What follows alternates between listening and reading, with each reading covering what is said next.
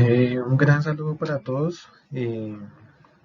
Esta es una de las capacitaciones virtuales de este mes de noviembre.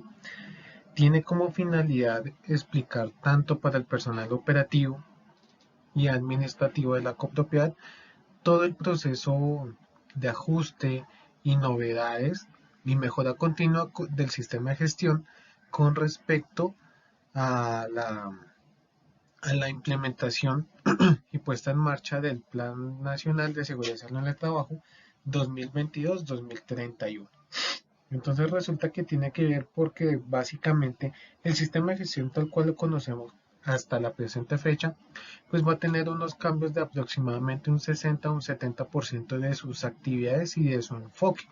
Entonces, porque si bien el marco legal como digamos, base del sistema de gestión sigue siendo el mismo, pues el Plan Nacional sí nos determina unos ajustes, unos alcances, unas líneas operativas, unos productos diferentes que deben ser ejecutados en un tiempo estipulado por el Ministerio del Trabajo. Entonces resulta que de todas las líneas operativas y actividades que ya fueron socializadas a la administración de la copropiedad, pues básicamente vamos a empezar con la implementación de una parte de las actividades, del 50% de las actividades que tienen un plazo de ejecución de corto plazo, es decir, de 1 a 3 años de acuerdo al Ministerio del Trabajo. ¿Eso qué quiere decir? De que el plan de trabajo que ya fue entregado a la administración en este presente mes de noviembre de 2022 contempla ya el 50% de estas actividades y que se espera que para 2024 pues se pueda ejecutar el otro 50% de las actividades. Dicho esto, pues finalmente esta capacitación virtual tiene por objetivo realizar una identificación y valoración de peligros y riesgos, de tal manera que pues empecemos a dar cumplimiento con por lo menos la socialización y que ya en el siguiente año 2023 desde el mes de enero va a ser el enfoque una vez terminado digamos los temas del presente año, pues finalmente empecemos a adoptar todo lo que es plan de emergencias, pero el enfoque es empezar a dar cumplimiento a todas las nuevas actividades administrativas y operativas del Plan Nacional 2022-2031. Dicho esto, pues es importante tener presente cuál es esa identificación y valoración de peligros y riesgos y por qué es tan importante al momento de hablar de esto y por qué se está dando esta presente capacitación, porque es básicamente el eje estructural de lo que tiene que ver con el Plan Nacional 2022-2031.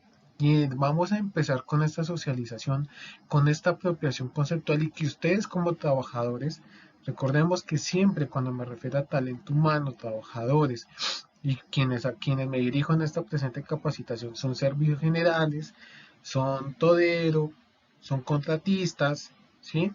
Son vigilancia y todo el tema de el personal administrativo. Entonces resulta que cuando hablamos de esta identificación, pues finalmente tiene que ver con que podamos no solo aquí identificarlos o realizar una socialización realmente, sino que ustedes en campo, como en el día a día de su trabajo, pues puedan empezar a realizar este trabajo colaborativo con el sistema de gestión y también empezar a identificar lo que no está bien dentro del marco de lo que vamos a hablar el día de hoy y que todo ello si se tiene identificado pues sea objeto de mejora y si no se tiene identificado pues sea incluido dentro de la respectiva matriz y dentro del próximo plan de trabajo año 2023. Entonces, como ustedes verán, el sistema de gestión en estas áreas, y yo digo que desde este plan nacional es muy de la mano con sus trabajadores.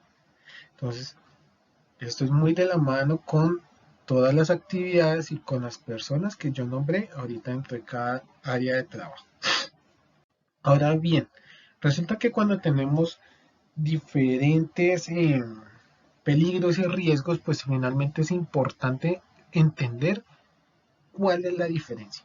¿Por qué? Porque resulta que el peligro y el riesgo suele confundirse, suele entenderse que son sinónimos, suele entenderse que significan lo mismo, cuando realmente son palabras diferentes, que son complementarias, realmente una va muy de la mano de la otra. Entonces resulta que cuando estamos hablando de peligro, tiene que ver con eso que me puede desencadenar, por ejemplo, un accidente de trabajo, pero que está siempre presente en mi actividad laboral, ¿sí? Y resulta que cuando estamos hablando de riesgo, pues finalmente son diferentes situaciones que pueden ocurrir con base en ese peligro. ¿Sí? Entonces, por ejemplo, si pusiéramos un ejemplo de que hay un hueco, no sé, en la copropiedad, ese sería el peligro, ¿sí? Porque está ahí. Entonces hay diferentes, por ahora no vamos a hablar de las formas de intervención, pero por ahora vamos a hablar de ese riesgo. Entonces hay diferentes riesgos. Puedo caer en el hueco, ese hueco puede desencadenar algún daño en la propiedad, en algún automotor, en alguna persona, ¿sí? El riesgo de caída. Entonces, a partir de un peligro pueden venir diferentes riesgos. Adicionalmente, recordemos que en la capacitación de inducción y reinducción vimos lo que era la acción, lo que vimos como acción insegura y condición insegura. Entonces es importante entender que la acción insegura también es parte de ese riesgo que yo tomo como trabajador. Es decir, yo asumo el riesgo sin ver de pronto las implicaciones o así conozca las implicaciones, yo decido tomar ese riesgo. Entonces es importante esa diferencia, entender esas particularidades tanto de peligro como de riesgo. Y obviamente pueden entender su alcance y por qué es importante empezar a tenerlos diferenciados. Ahora, resulta que vamos a hablar de cuatro grupos importantes.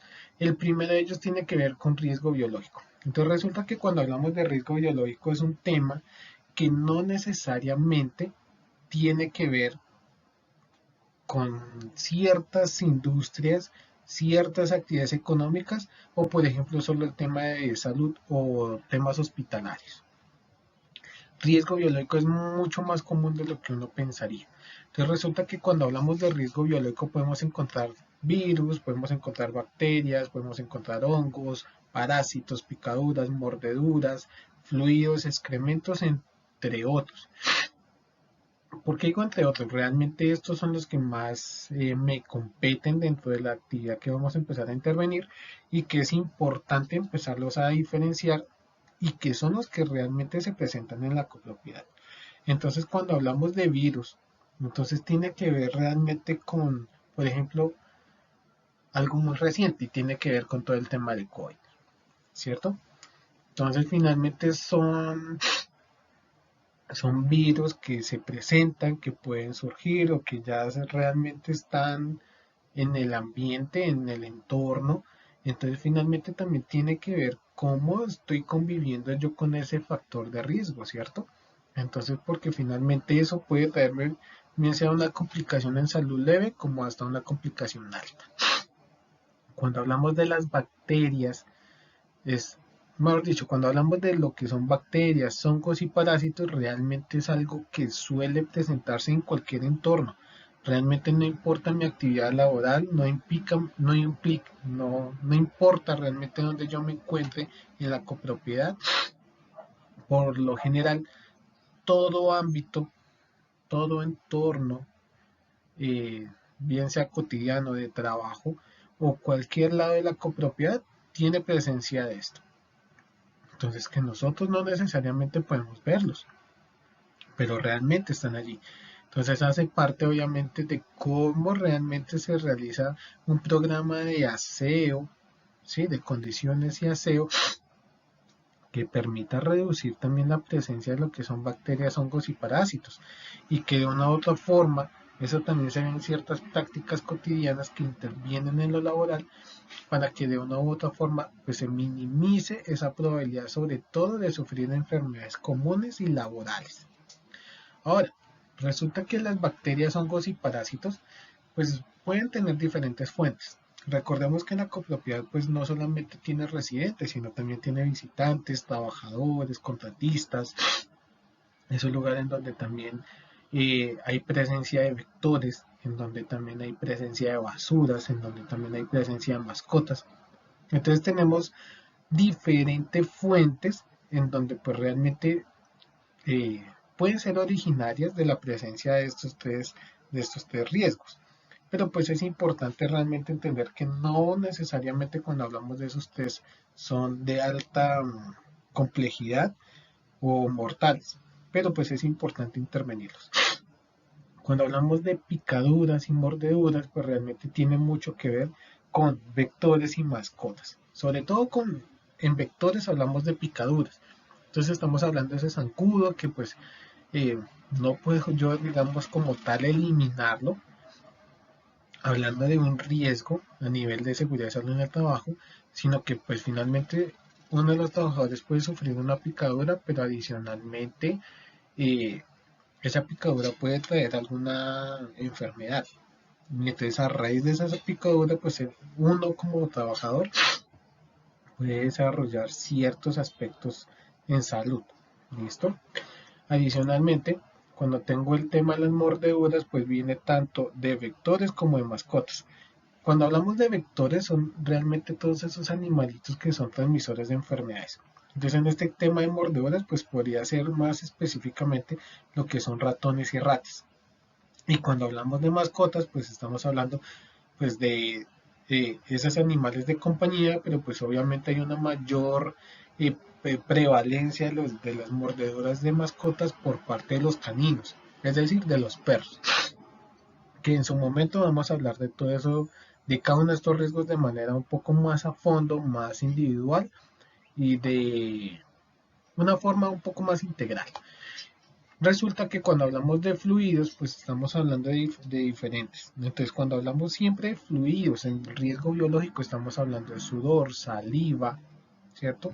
Sudor, saliva, orina, estamos hablando de la sangre, de secreciones nasales, secreciones del ojo, podemos estar hablando también de ciertos fluidos, digamos, genitales. Entonces tenemos diferentes fuentes de fluidos que en su momento pueden ser eh, focos de enfermedades y entonces también debemos desarrollar un procedimiento para atender esas de pronto posibles emergencias, sobre todo también tiene mucho que ver en la atención a trabajadores o pacientes. Cuando hablo de pacientes, puede ser también un residente que en una situación de emergencia hay esta presencia de fluidos, entonces todo debe tener un protocolo de atención. Adicionalmente, que muchos de estos fluidos suelen encontrarse en el chute de basuras o suelen encontrarse en ciertas áreas comunes de la copropiedad. Entonces, por ejemplo, las copropiedades hoy en día tienen bastante presencia de esto, sobre todo por la sobre todo por el constante aumento de presencia de mascotas, ¿cierto? Entonces es importante empezar a entender de que todas estas son situaciones que están conviviendo día a día con mis actividades laborales, pero que no por ello entonces debo hacerme eh, que la situación es normal y no implica ninguna acción. Entonces esto es lo que vamos a empezar a ejecutar desde el siguiente año. Cuando hablamos de excrementos, pues finalmente tiene que ver con toda la parte de no solo de mascotas, sino también de personas. Entonces recordemos que en una copropiedad podemos encontrar bastante sobre todo esto, lo que son fluidos y excrementos, virus, bacterias en un espacio en común y es el chute de basuras. Entonces allí tiene mucho que ver la persona de mantenimiento o la de servicios generales que suelen hacerle aseo, suelen sacar las basuras ciertas veces a la semana y que depende de los elementos de protección, de la forma de traslado y de la forma en que yo entro digamos, en contacto con estos elementos, pues finalmente eso se puede traducir en diferentes accidentes de trabajo o con el tiempo podemos desarrollar ciertas enfermedades y que obviamente tendría un vínculo laboral. Posteriormente, cuando hablamos de riesgos físicos, pues podemos encontrar ruido, iluminación, vibración, temperaturas extremas. Realmente el tema de radiaciones ionizantes y no ionizantes para el tema de copropiedad, pues no es necesaria su socialización e intervención. Pero resulta que cuando hablamos de ruido, pues es importante porque si bien no estamos hablando de una industria como tal que tenga presencia de máquinas o ciertos procesos operativos que se traduzcan en ese ruido normal de maquinaria y horas de trabajo. Sí es importante tener presente que el ruido ambiente, ciertos ruidos en unidades privadas o ciertos ruidos en ciertas zonas de la copropiedad, como por ejemplo lo que puede ser plantas eléctricas y demás, pueden traducirse en un factor de riesgo auditivo. Entonces es importante entender que siempre que hablamos de ruido, es, esa, es ese volumen, es ese sonido que pasa de 60 decibeles. ¿No? Es importante tener presente esa medida porque realmente el ruido no puede ser algo relativo a la persona. Entonces, hay una persona para la que X sonido o nivel de sonido no representa una molestia, pero para otra persona ese mismo nivel de sonido puede ser totalmente ruidoso. Entonces no puede ser algo relativo, algo de una percepción personal o de personas, sino que realmente hay una unidad de medida que todo sonido que tenga una altura de 60 o más decibeles es considerado ruido. Y resulta que cuando ese sonido es considerado ruido, pues finalmente tiene una posibilidad de afectación auditiva en las personas.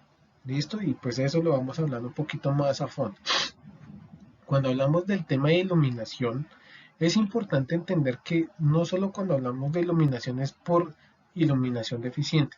Muchas veces el factor de riesgo también es porque tengo mucha iluminación. Entonces es importante entender la caracterización de cada puesto de trabajo. Entonces, por ejemplo, servicios generales. ¿Cuántas horas pasa al aire libre? Aire libre, entiéndase, áreas de la copropiedad en donde está el aire, donde está el viento natural, donde está como fuente de iluminación principal el sol, ¿cierto? Y que no es lo mismo trabajar con esa iluminación que, por ejemplo, trabajar al interior de la torre, en los pasillos, en donde por lo general la iluminación proviene de un bombillo, ¿cierto? Entonces resulta que eso muchas veces se ve reducido en ciertos síntomas, dolores de cabeza, malestares, dolor de ojos, fatiga auditiva, perdón, visual, fatiga visual, perdón. Entonces resulta que la iluminación, si no está, digamos, equilibrada, ¿sí? Pues suele con el tiempo desarrollar unas síntomas y unas patologías a nivel visual y que obviamente eso va afectando con el tiempo pues todo el tema pues de la salud de cada uno de los trabajadores que tienen esas posibles consecuencias o afectaciones. Cuando hablamos de vibraciones realmente no es algo que se llegue a presentar bastante en una copropiedad. ¿Listo? Sin embargo, para darles un ejemplo de lo que es una vibración, podemos ver evidenciado, digamos, en ese obrero que, sí, que muchas veces está presente en una obra en la vía pública y que tiene un compactador de concreto. Entonces ese compactador vibra tanto y tiene un sonido tan alto que obviamente esas vibraciones en todo lo que son los miembros superiores pues con el tiempo van realizando una afectación en su salud, ¿cierto? Entonces todas esas características pues finalmente con el tiempo se van traduciendo en la calidad de vida. ¿Listo? Que es algo muy importante que hay que tener presente. Y para terminar el riesgo físico, pues estamos hablando de temperaturas extremas, que realmente es importante entenderse que a nivel Bogotá, Cundinamarca y alrededor realmente es difícil encontrar de que el personal en la copropiedad se encuentre expuesto a temperaturas extremas. Hablamos de temperaturas extremas de cuando hace frío, por lo general de 5 grados hacia abajo. Y que cuando hablamos de calor, pues hablamos de temperaturas de 30 o más grados. Y que tanto uno como trabajador estuviera expuesto a ese calor o frío. Entonces, es importante dar un ejemplo para poder cerrar el concepto y que se entienda. Entonces, por ejemplo, temperaturas extremas en frío. Si yo soy un trabajador, por ejemplo, de un frigorífico, que debo estar en un refrigerador, en una cava, que 6 horas al día, hombre, ¿qué tantas consecuencias voy a tener en mi salud por la exposición a esas bajas temperaturas? Y puede aplicar perfectamente también para altas temperaturas. Cuando hablamos de riesgo químico, pues estamos hablando de polvo, líquidos, gases, vapores, humos y material particulado. El polvo, cuando hablamos del polvo, finalmente es lo que nosotros vemos día a día sobre cualquier superficie.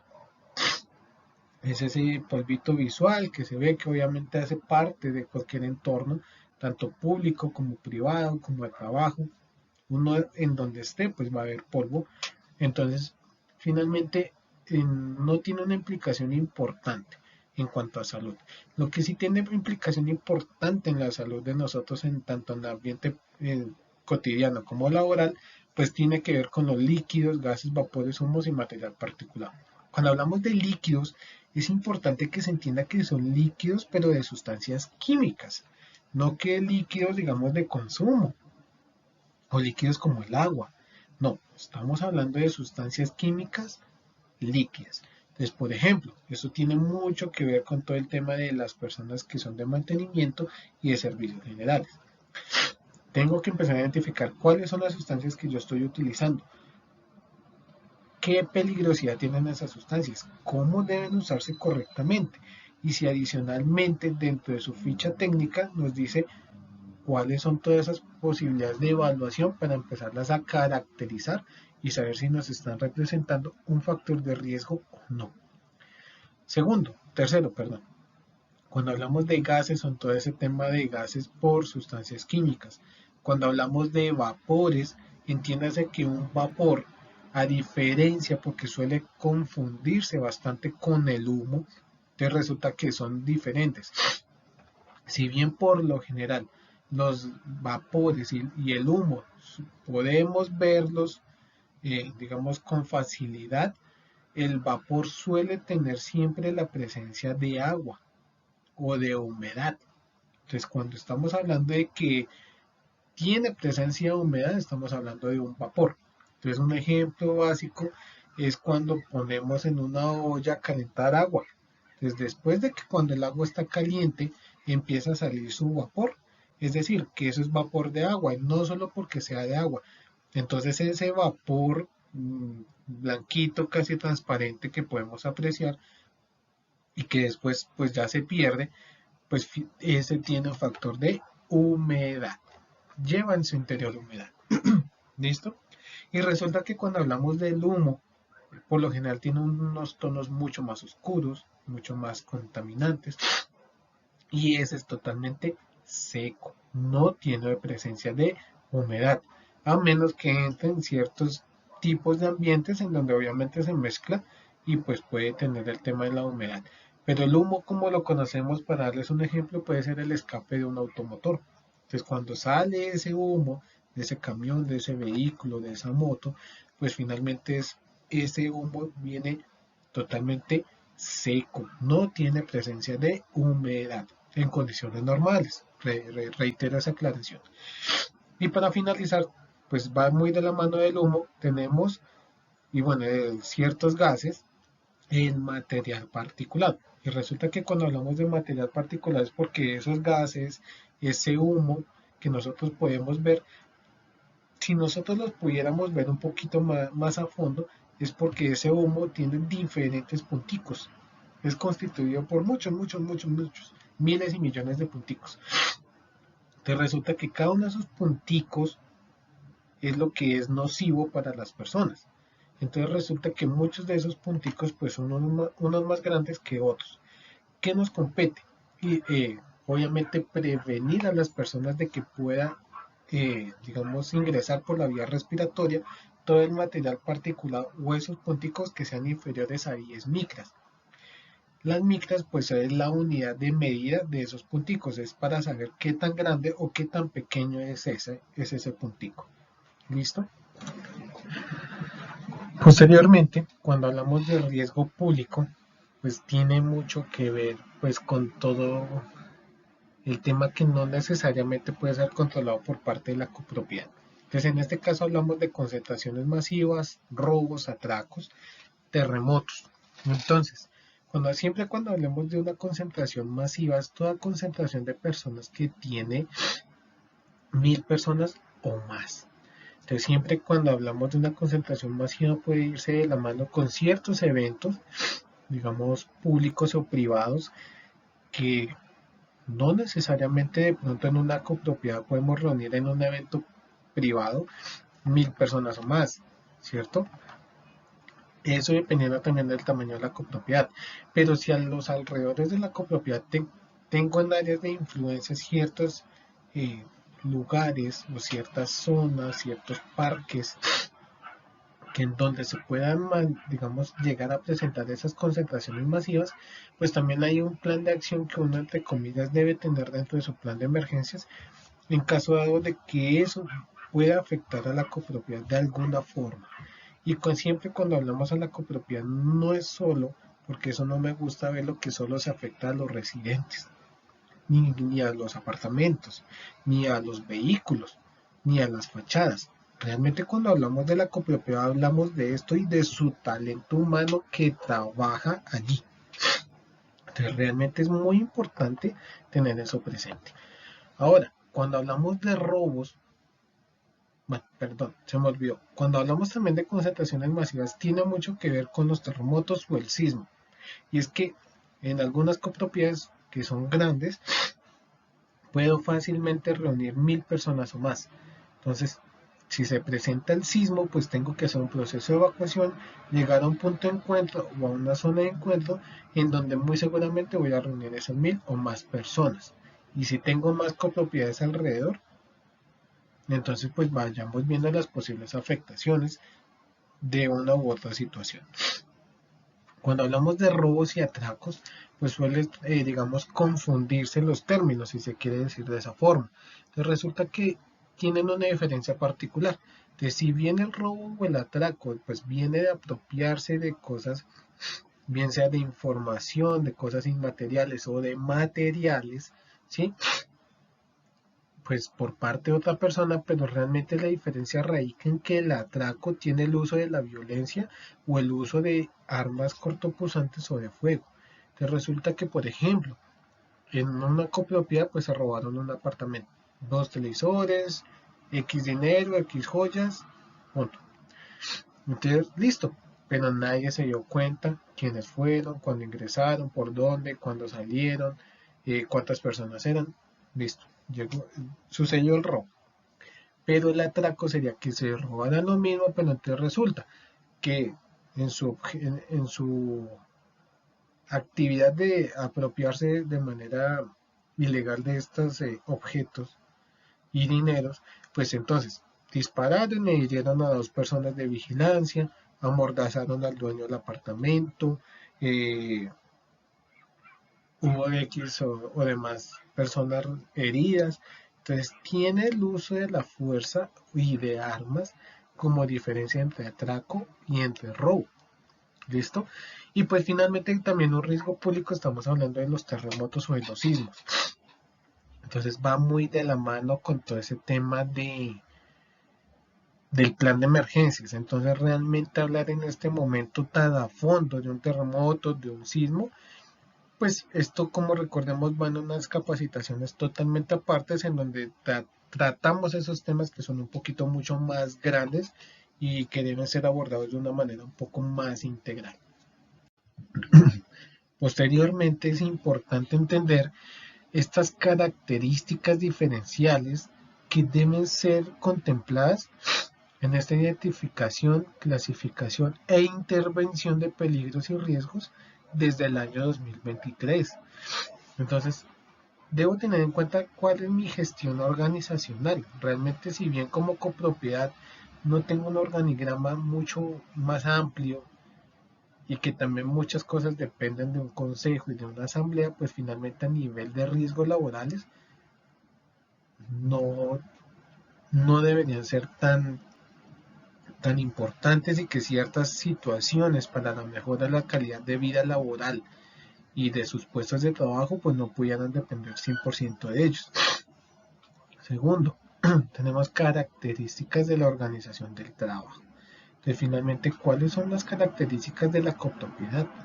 Y de acuerdo a las características de la copropiedad, pues eso impacta en cada una de las categorías de los riesgos que estábamos viendo. Que vemos riesgo público, riesgo físico, químico y riesgo biológico. También, ¿cómo impactan las características del grupo social de trabajo? Es decir, personalidades, cómo es el trabajo en campo, hay trabajo colaborativo, cómo son las relaciones interpersonales y laborales. Entonces realmente eso hace parte de una caracterización de cómo también eso se ve afectado en la presencia de esos factores de riesgo. ¿Cuáles son las condiciones de la tarea? Entonces, ¿en qué condiciones y bajo qué condiciones debo hacer mi trabajo? Jornadas de trabajo, que esto obviamente va traducido en horas a la semana. Posturas. Entonces, finalmente también cómo es la postura, digamos, en este caso de las personas. Entonces hay personas que pueden tener una muy buena postura, como hay personas que realmente pueden tener ya una postura afectada por el constante, digamos, trabajo, ya tienen, digamos, una edad avanzada. Entonces estos son temas que son importantes al momento de hablar de esos riesgos. ¿Cómo es el esfuerzo al momento de realizar ciertas actividades laborales? ¿Hay presencia de movimientos repetitivos? ¿Cómo es la manipulación de carga? ¿Cuáles son los aspectos locativos tanto de la copropiedad como de la o del puesto de trabajo? Y si hay presencia de trabajos en alturas o espacios confinados. Posteriormente ya tenemos todos los controles y medidas de intervención. Entonces resulta que cuando hablamos de esos controles hablamos de 6 importantes. Eliminación, sustitución, controles de ingeniería, controles administrativos, controles en la fuente y elementos de protección personal o individual. Cuando hablamos de la eliminación, tiene que ver si hay alguna forma, realmente la eliminación, digamos, de ese factor de riesgo no es sencilla. Realmente en muy pocas actividades laborales y en muy pocos factores de riesgo es posible la eliminación. Es decir, que usted elimine totalmente ese riesgo que usted tenía identificado. ¿Sí? Es difícil, realmente es difícil. Y muchas veces cuando se presenta la eliminación, entonces usted elimina ese riesgo, pero usted abre otro. Bien sea mayor o pequeño, pero abre otro. Entonces realmente la eliminación como tal es difícil de realizar. Ahora bien, cuando hablamos de eliminación, entonces por ejemplo, el riesgo viene de utilizar un producto de aseo que es carcinogénico, que sirve para hacer el decapado de pisos. Entonces resulta que es que esa sustancia no tiene un reemplazo, o sea, no hay otra sustancia que realice ese proceso de limpieza. Entonces cuando hablamos de la eliminación, pues sería difícil, porque si digamos estamos hablando de que es el único producto que cumple con ese propósito, pues es difícil en realizar la eliminación. Tengo sí o sí que utilizar el producto. ¿Listo? Ahora bien, cuando hablamos de sustitución, tiene el propósito de cambiar ese riesgo por uno más bajo, ¿sí? Nunca por uno más alto. Entonces, por ejemplo, si resulta que esa sustancia que me produce cáncer es la única que me realiza las limpiezas del decapado, entonces, hombre, ¿cómo yo puedo de pronto eh, cambiarla por otra que muy seguramente no me va a hacer la misma, no va a tener la misma eficiencia, pero que si yo lo hago 2 veces a la semana, el resultado es el mismo en cuanto a limpieza, pero resulta que no es carcinogénico. Entonces, estoy cambiando un producto que produce cáncer por uno que no, pero que lo voy a tener que utilizar no 1 vez a la semana, sino 2. Un ejemplo. Entonces, estoy cambiando ese riesgo alto por uno mucho más bajo. Esa es la importancia de realizar la sustitución.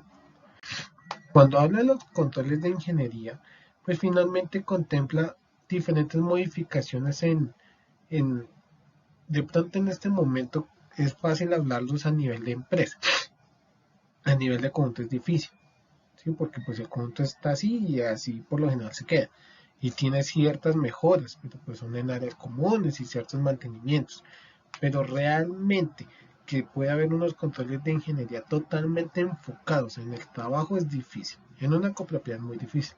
En cambio, ¿cómo pueden verse esos controles de ingeniería? Que son modificaciones a la forma que se realiza el trabajo, a la distribución de los puestos de trabajo y que finalmente estos cambios, estos controles puedan verse en unas mejores condiciones laborales. Ese sería el propósito. Cuando hablamos de controles administrativos, pues finalmente tiene muy de la mano a la administración y a las empresas que son contratantes del personal.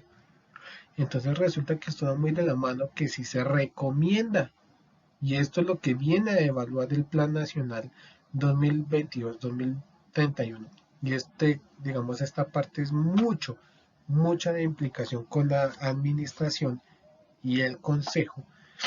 Entonces tiene mucho de la mano, hombre, listo. Tengo identificados mis factores de riesgo, qué me puede producir, a cuántas personas me afecta de mi del trabajo, qué debo utilizar y todas las consecuencias. Pero los controles administrativos van de la mano en que el consejo, la administración y las empresas que contratan a este personal tomen las decisiones para mejorar realmente esas condiciones. Entonces, porque si existe todo el trabajo de identificación, caracterización y de recomendaciones por parte del sistema de gestión, pero no se toman las medidas pertinentes y no se ve ese plan de gestión económico y programativo de ejecutar esas actividades en pro de la mejora de las condiciones laborales, se cae todo. Entonces esto es importante de que el Plan Nacional 2231 va a traer unas formas de evaluar esos indicadores y de cuáles son los productos que se deben demostrar en el sistema de gestión, que los controles administrativos por parte de las altas direcciones de la copropiedad y de las empresas sí están tomando las medidas pertinentes para acatar ese plan de trabajo en conforme de mejorar esos espacios o esos factores de riesgo.